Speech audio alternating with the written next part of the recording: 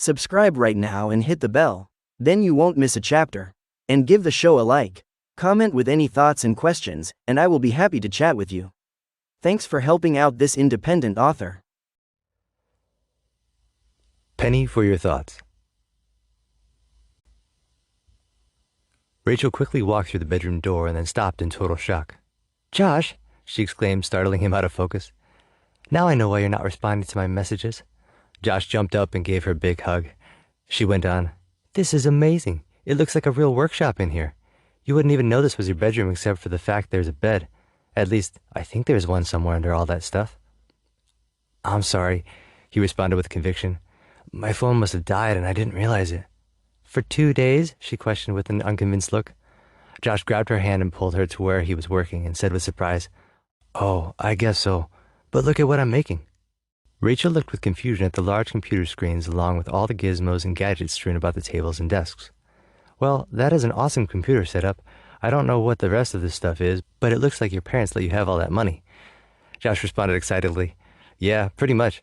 They said I have to show them receipts for everything, but I can spend the money on whatever I want as long as it's for educational or creative purposes." Then Josh deepened his voice and mimicked, "Dad says, you need to use your new resources to expand your mind and not to entertain its degradation." Then he added with slight sadness, "So I guess that omits the new VR games I had my eye on." Rachel took her attention back to a device on the table and exclaimed, "Well, this looks awesome. What is it?" "This?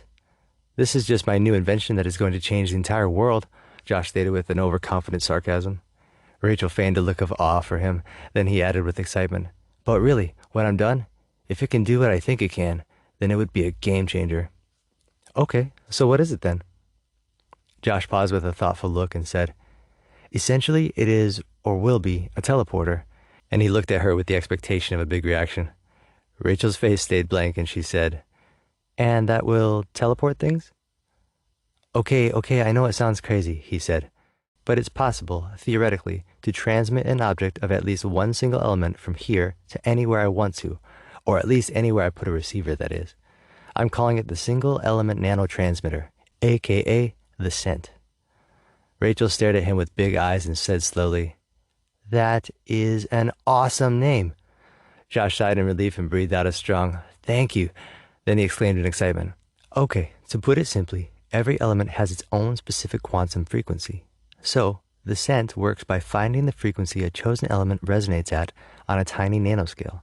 Then it raises the frequency, kind of like 1 octave. He made air quotes and continued. And the element is then in a whole different state, that it is essentially non-physical at that point. The element would be very temporarily similar to light during the process. In this state, the object can then pass through anything at the speed of light. This process then allows the user to send that object directly, or possibly needing fiber optics, anywhere I have a receiver. It will work just like scanning a document and sending it as an attachment in email, but for physical objects. Plus, it will likely present other capabilities like simple purification of impure valuable elements, like gold. Rachel stood calmly and said matter-of-factly, "Well, I think that would definitely change the world some." Then Josh added, "Yes, but since you took those online classes and won that AI design award last year, I might need your help with the computer programming, if you're up for it, that is. I think it will need a simple AI for the elemental and frequency analytics to function properly." "Sounds fun," Rachel said with a smile. "But first, you need to take a break with me and do something fun." Josh looked at her with a smiling nod and thought of his previous hopes to take her to the nearby romantic Redwoods Park. So, while trying not to be weird about it, he said slightly awkwardly, "Great idea. I think I know the perfect place." The end of summer was arriving soon, and Rachel would start her 11th grade in a few short weeks. They spent nearly all of the $30,000 Josh had received over the past 3 months. He had amassed a room full of great tech, and they had nearly finished building a scent prototype. It was almost time to begin the first series of tests, but they were having a seemingly odd hang-up. Rachel walked into the room, and Josh, hard at work, immediately started in. "Rachel, this program you have built is really amazing. From what I can tell, the code is flawless, and even, I might say, beautifully simple, but I'm still not able to get a solid responsive reading for the elemental frequency. The program doesn't seem to know what to do, so it does nothing." Rachel responded with a smile. "Thank you for the compliment, and hello to you too. If there is a problem, it is not with the AI program because she is perfect. Have you checked the sensors? What's the object you're using?" Josh gave her a quick hug and said, I checked the sensors thoroughly. I'm using an old silver dime that Dad gave me. And what do you mean by she? Rachel gave a quick response. I said she because I made the program with a female persona, of course.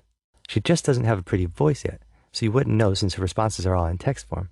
And that's your problem. The coin, I mean, is the problem. I should have figured that you would make the AI program into your little digital friend, said Josh with a laugh. And well, I guess you girls will start online shopping together too, right? He continued teasing. And Rachel opened her eyes wide to exclaim, Josh, that is a great idea. So fun. Josh smiled calmly and said, Okay, seriously though, what is wrong with using a silver coin? I figured it must be almost pure, otherwise it wouldn't be called a silver coin. But judging by the look on your face, you're going to tell me it's not? Rachel chimed in.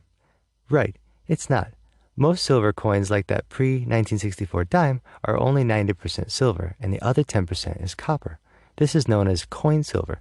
My grandpa loves old money, and he told me all about it. He has a huge collection of amazing coins. Josh responded excitedly. Wow, I see. So, since I have this set up to recognize one main element, then I need an item that is much pure as possible. Josh thought for a minute, then said, Maybe something at least 95% pure or higher should work. Rachel jumped up with a smile and responded teasingly, Here, I will loan you a penny. They are over 97% zinc, and the rest is only copper plating. I need it back, though, so you better not lose it. They made the switch to the penny. The AI began doing her thing, and the two teens were powered up with excitement for the first ever trial experiment of scent. They had the main unit on one side of the desk and the receiver on the other side a few feet away.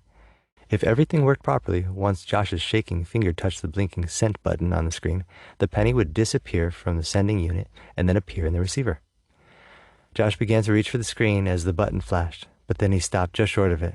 He pulled his hand away with excitement and said, I can't do it. You do it. In a flash, Rachel's hand shot out and tapped the screen. There was a whir from the computer, followed by a second of silence that ended with the ka-ching sound of metal dropping on the floor of the receiver. Josh jumped over to the receiver and opened it quickly. It worked, he cried out. Then his face twisted in confusion. Well, kind of, he stated with hopefulness. Rachel leaned over and looked at the receiver and said, Oh my, you owe me a penny. The scent had actually worked. It sent all of the main element of zinc over to the receiver, but it had left the remaining copper in the main unit. It was an amazing accomplishment, in that the scent completely purified the zinc instantly. Then, it invisibly transported the metal to the receiver's location in a split second. Josh knew the implications and possibilities were huge. I've got to call Mr. Greenwich about a patent, Josh told Rachel. Then we are going to have a real conversation with Miss AI here, he said as he put his hand on the tiny but powerful computer.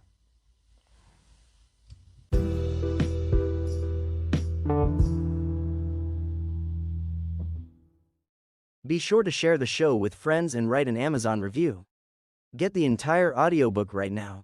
Go to sa.vanderwarf.com to get it at an extremely discounted price. To receive the free ebook and my wallpaper book cover image, just sign up for the newsletter at sa.vanderwarf.com. Then you can be notified for the release of the anticipated sequel to The Man Who Made Himself. Thanks so much and enjoy the gifts.